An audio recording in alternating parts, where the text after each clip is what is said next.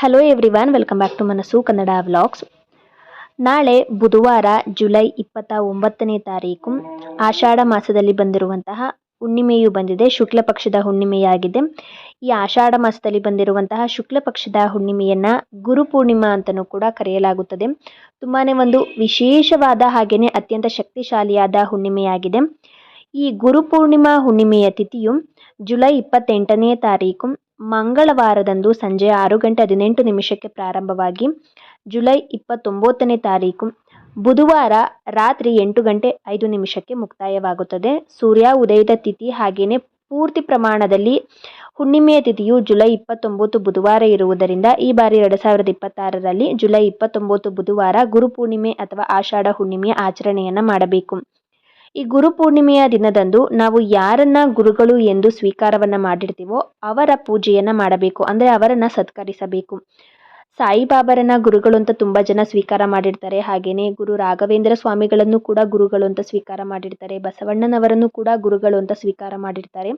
ಈ ರೀತಿಯಾಗಿ ನೀವು ಯಾರನ್ನ ಗುರುಗಳು ಎಂದು ಸ್ವೀಕಾರವನ್ನು ಮಾಡಿರ್ತೀರೋ ಅವರ ಪೂಜೆಯನ್ನು ಈ ಗುರುಪೂರ್ಣಿಮಾ ದಿನದಂದು ಮಾಡಬೇಕು.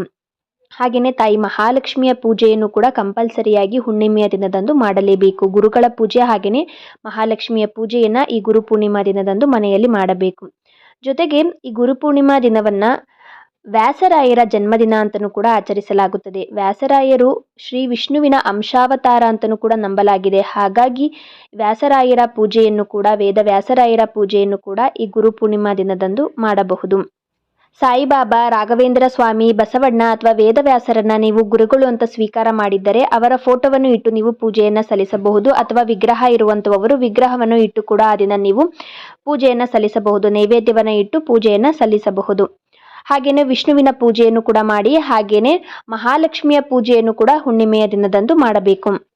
ಜುಲೈ 29 ಬುಧವಾರ ಗುರುಪೂರ್ಣಿಮಾ ದಿನದಂದು ಯಾವ ಸಮಯದಲ್ಲಿ ಪೂಜೆಯನ್ನು ಮಾಡಬೇಕು ಅನ್ನುವುದಾದರೆ ಆ ದಿನ ಬುಧವಾರ ಆಗಿರೋದ್ರಿಂದ ಬೆಳಗ್ಗೆನೆ ನೀವು ಪೂಜೆಯನ್ನು ಸಲ್ಲಿಸಿ. ಅಂದರೆ ಬ್ರಾಹ್ಮಿ ಮುಹೂರ್ತದಲ್ಲೂ ಕೂಡ ಪೂಜೆಯನ್ನು ಮಾಡ್ಬೋದು. ಅಥವಾ ಬೆಳಗ್ಗೆ 10 ಗಂಟೆ ಒಳಗೆ ನೀವು ಪೂಜೆಯನ್ನು ಸಲ್ಲಿಸಿ. ಆ ದಿನ ಬುಧವಾರದ ದಿನ ಯಮಗಂಡ ಕಾಲದ ಸಮಯ ಬಂದು ಬೆಳಗ್ಗೆ 10:30 12 ಗಂಟೆಯ ತನಕ ಇದೆ. ಆ ಒಂದು ಸಮಯದಲ್ಲಿ ಪೂಜೆಯನ್ನು ಮಾಡಬೇಡಿ. ಹಾಗೆಯೇ 12ರಿಂದ ಮಧ್ಯಾಹ್ನ 1:30 ತನಕ ಕೂಡ ರಾಹುಕಾಲ ಇದೆ. ಆ ಸಮಯದಲ್ಲೂ ಕೂಡ ಪೂಜೆಯನ್ನು ಮಾಡಬೇಡಿ. ಹಾಗಾಗಿ ಬೆಳಗ್ಗೆನೆ ಬ್ರಾಹ್ಮಿ ಮುಹೂರ್ತದಲ್ಲಿ ಪೂಜೆಯನ್ನು ಮಾಡಿ, ಇಲ್ಲಾಂದರೆ 10 ಗಂಟೆ ಒಳಗೆ ಪೂಜೆಯನ್ನು ಸಲ್ಲಿಸಿ.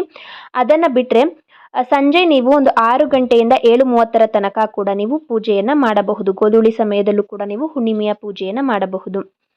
ಈ ಗುರುಪೂರ್ಣಿಮಾ ದಿನದಂದು ಗುರುಗಳ ಪೂಜೆಯನ್ನು ಮಾಡಬೇಕು. ಹಾಗೆಯೇ ಮಹಾಲಕ್ಷ್ಮಿಯ ಪೂಜೆಯನ್ನು ಕೂಡ ಮಾಡಬೇಕು. ನಿಮಗೆ ಈ ಗುರುಪೂರ್ಣಿಮಾ ದಿನದಂದು ಏನೇ ಒಂದು ಪೂಜೆಯನ್ನು ಕೂಡ ನಮಗೆ ಮಾಡೋದಕ್ಕೆ ಆಗ್ತಾ ಇಲ್ಲ ಅಂತ ಅನ್ನುವವರು ಈ ಒಂದು ಕೆಲಸವನ್ನು ಆ ದಿನ ಮಾಡಿದರೆ ಸಾಕು, ಸಂಪತ್ತು ಅನ್ನೋದು ಅಭಿವೃದ್ಧಿಯಾಗುತ್ತದೆ. ಯಾವ ಕೆಲಸ ಅನ್ನುವುದಾದರೆ ನೋಡಿ, ನಮ್ಮ ತಂದೆ ತಾಯಿಗಳೇ ನಮಗೆ ಮೊದಲ ಗುರುಗಳು. ಹಾಗಾಗಿ ಗುರುಪೂರ್ಣಿಮಾ ದಿನದಂದು ನಿಮ್ಮ ತಂದೆ ತಾಯಿಯರನ್ನ ಒಂದು ಸ್ಥಳದಲ್ಲಿ ಕೂರಿಸಿ ಅವರಿಗೆ ಪ್ರದಕ್ಷಿಣೆಯನ್ನು ಹಾಕಿ ಅವರ ಪಾದ ಪೂಜೆಯನ್ನು ಮಾಡಿ ನಂತರ ಅವರ ಪಾದವನ್ನು ಮುಟ್ಟಿ ಆಶೀರ್ವಾದವನ್ನು ಪಡೆಯಿರಿ.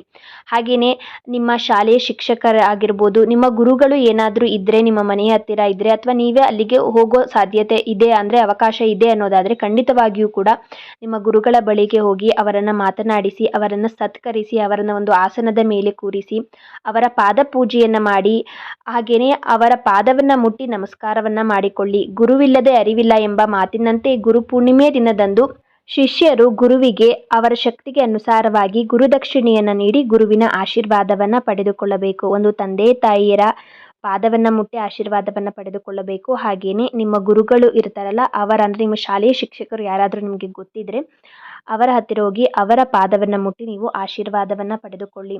ಈ ತಂದೆ ತಾಯಿ ಹಾಗೆಯೇ ಗುರುವಿನ ಪಾದವನ್ನು ಮುಟ್ಟಿ ನಮಸ್ಕರಿಸಿ ಆಶೀರ್ವಾದವನ್ನು ತೆಗೆದುಕೊಳ್ಳುವ ವ್ಯಕ್ತಿಯು ಜೀವನದಲ್ಲಿ ಉತ್ತಮ ಸ್ಥಾನಕ್ಕೆ ಹೋಗುತ್ತಾರಂತೆ. ಹಾಗೆಯೇ ಅವರ ಆಶೀರ್ವಾದದಿಂದ ಸಂಪತ್ತು ಅನ್ನೋದು ವೃದ್ಧಿಯಾಗುತ್ತದೆ. ಅವರ ಪಾದ ಪೂಜೆಯಿಂದ ವಿಷ್ಣುವಿನ ಆಶೀರ್ವಾದವನ್ನು ಕೂಡ ನಾವು ಪಡೆದುಕೊಳ್ಳಬಹುದು. ಹಾಗಾಗಿ ಸಂಪತ್ತು ಅನ್ನೋದು ಕೂಡ ವೃದ್ಧಿಯಾಗುತ್ತದೆ. ಜೀವನದಲ್ಲಿ ಏಳಿಗೆ ಅನ್ನೋದು ನಮಗೆ ಸಿಗುತ್ತದೆ. ಹಾಗೆಯೇ ಈ ಗುರುಗಳ ಅನುಗ್ರಹದಿಂದ ತಂದೆ ತಾಯಿಯರ ಆಶೀರ್ವಾದದಿಂದ ಸರ್ವ ಕಾರ್ಯಗಳಲ್ಲೂ ಕೂಡ ಯಶಸ್ಸನ್ನು ನಾವು ಪಡೆಯಬಹುದು.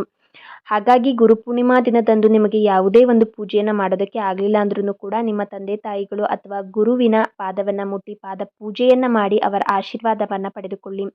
ಈ ನನ್ನ ಮಾಹಿತಿ ನಿಮಗೆಲ್ಲರಿಗೂ ಇಷ್ಟ ಆಗಿದ್ದರೆ ಮನಸ್ಸು ಕನ್ನಡ ವ್ಲಾಗ್ಸ್ ಚಾನಲ್ಗೆ ಸಬ್ಸ್ಕ್ರೈಬ್ ಮಾಡಿಕೊಳ್ಳಿ.